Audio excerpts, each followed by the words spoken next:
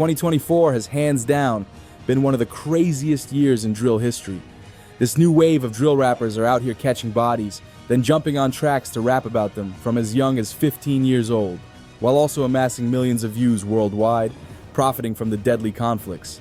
It's like whoever has the most incriminating lyrics often seems to draw the largest fan base. It's a new era where clout and chaos seem to go hand in hand. Fucking Tombstone, who niggas fucking dirt up?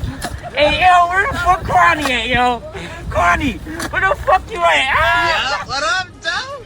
How you coming? You ever seen one of these? You think you can run from this bitch? Get your bitch ass back. Hey, try to run. See how fat?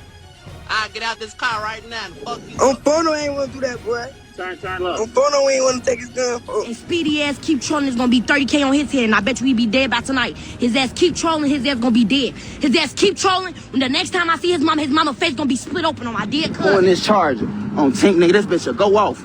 Nah, this 21st, right? Nigga running this bitch, watch this bitch go off on Tink, nigga. I'ma tell him I'ma join the peace movement, and we gonna kill her ass. Yeah, see, that's what I was worried about, yeah. But fame also comes with a heavy price. The amount of dissing and violence being broadcasted from the streets is at an all-time high, and many big artists have lost their lives this year, highlighting the ongoing rivalry in the streets. In the summer, we witnessed the rise and fall of the Bloodhounds. The Bloodhounds were a new group from the east side of Chicago with members like Lil Jeff and Q50 possibly becoming the most talked about this year. Lil Jeff was someone who not only had 10 alleged murders under his belt, but was also a persistent troll who thrived off beef and attention. His best friend and cousin, Bloodhound Q50, also engaged in the same antics, while building his reputation as a ruthless killer in the streets and on social media. Before Lil Jeff's unexpected death, which was strangely exactly a month apart from his close friend Lil Scoom, his rap career was skyrocketing. After the success of Awe and Tony Montana, he continued to drop banger after banger, seemingly on his way to becoming one of the biggest rappers out of Chicago, with many fans saying that he reminded them of Chicago legend King Von. With Lil Jeff gone, Q50 would end up becoming the biggest name associated with the Bloodhounds.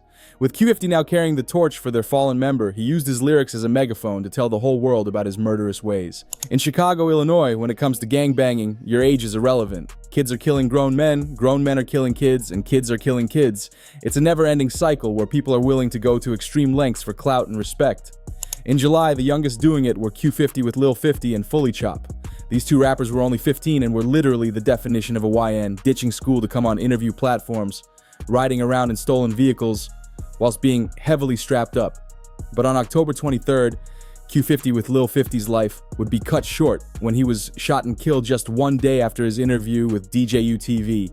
After the death of Lil 50, his best friend Fully Chop carried the torch for the younger generation of PGF, releasing back-to-back hits and racking up millions of views. Just 30 minutes away from Chicago, in Gary, Indiana, we had a rapper by the name of Scrooly G.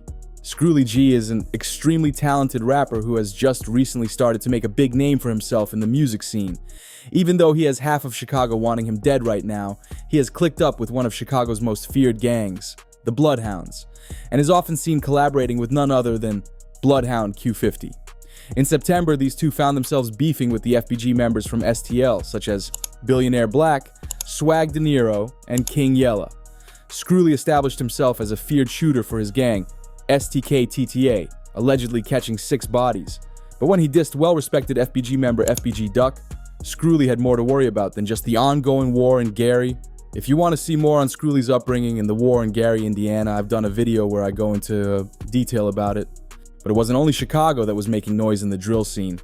We also had Atlanta rapper Baby Kia, who dropped his hit song OD Crashing, which is currently sitting on over 21 million views. This song quickly blew up and became the crash out anthem of the year, followed by songs like Let's Play a Game and BK Back. With Baby Kia now making his name as one of the biggest to come out of the Atlanta drill movement. His unique style and aggressive lyrics made him stand out, leaving fans intrigued and wanting to hear more.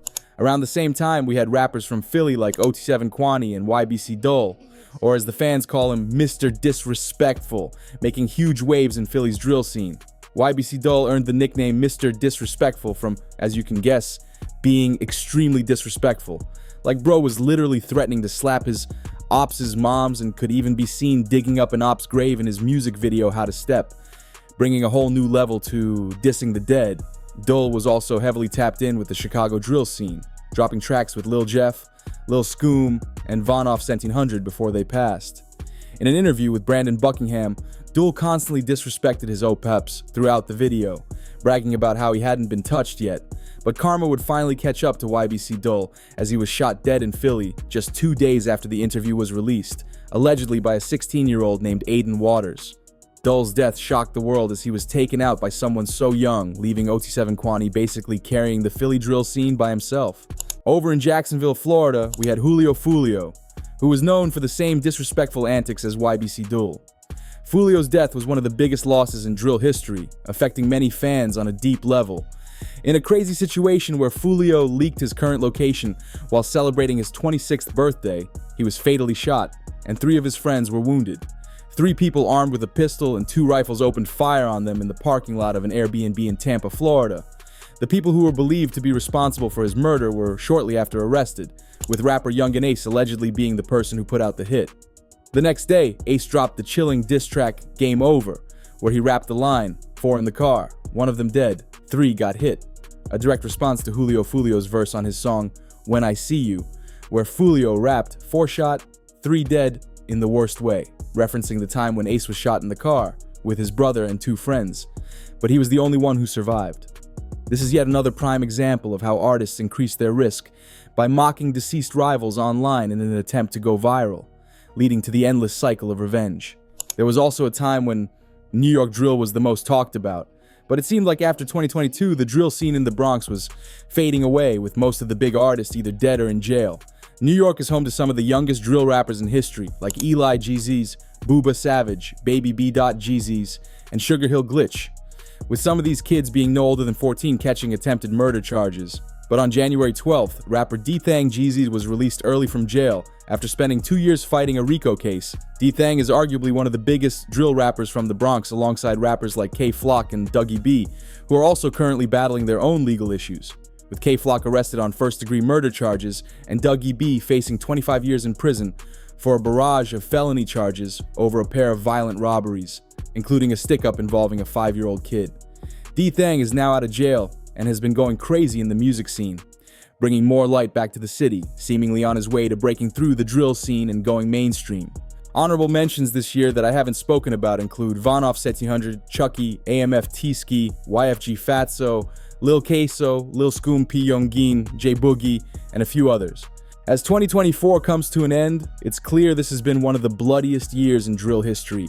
From Chicago to Atlanta, Philly to Jacksonville, Indiana to New York, countless rising stars have lost their lives to the violence that comes with the lifestyle.